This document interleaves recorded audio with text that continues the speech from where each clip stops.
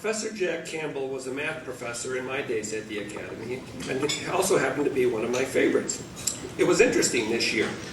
As I was reviewing the yearbooks, I learned something that I didn't really remember back at the time when Jack was one of his roles that he held. I learned that you were also the lunchroom monitor. How on earth did you luck out on that assignment? And then I thought, was it because of the standard algebra problems that you were so adept at solving?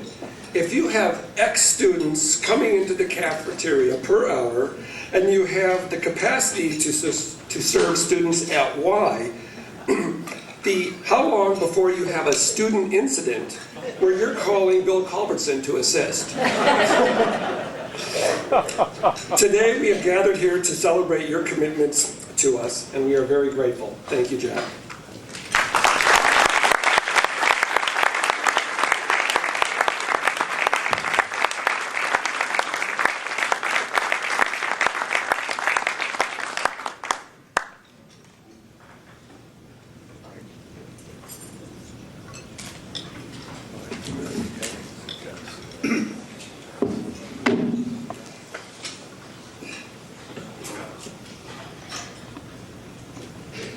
I think I'm inclined to ramble a little bit. I want to thank John and Pat and young John for being so generous to old teachers and young teachers and the Academy family in general. I want to thank you very much, both.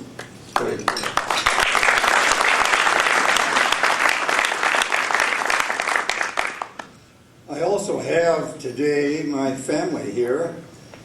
My wife, Iris, we've been married 64 years in June.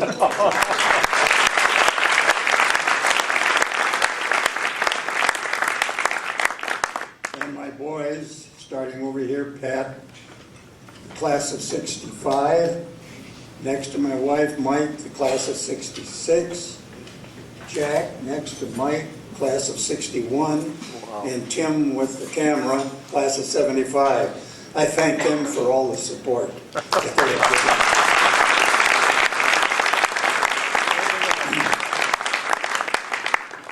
I think all of us have known in our lifetime bends in the road, sharp turns right or left, up and down.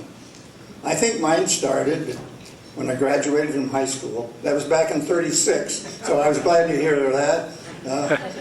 I graduated from high school, and in those days the Depression was on.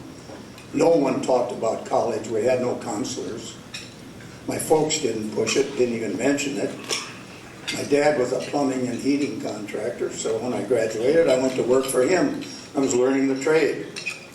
A year later, walking downtown, I ran into my football coach and teacher, Frank O'Rourke. Maybe some of you remember him. He went to Mechanic Arts and retired from there.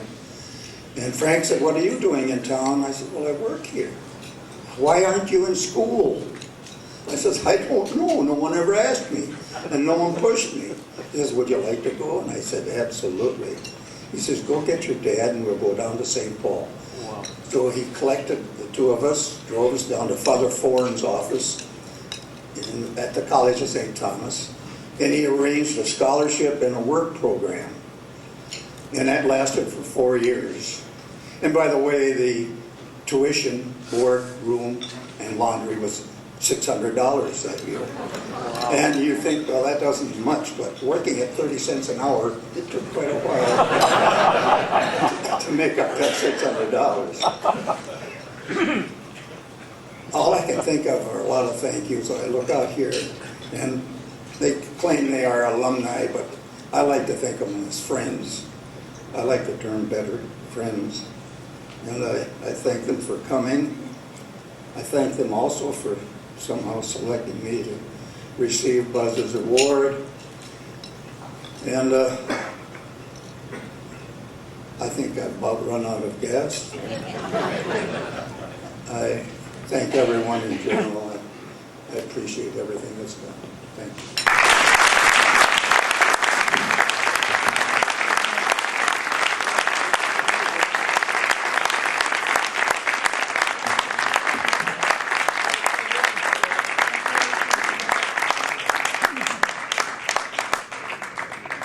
And so while I was doing my research, I came across the yearbook from 1957.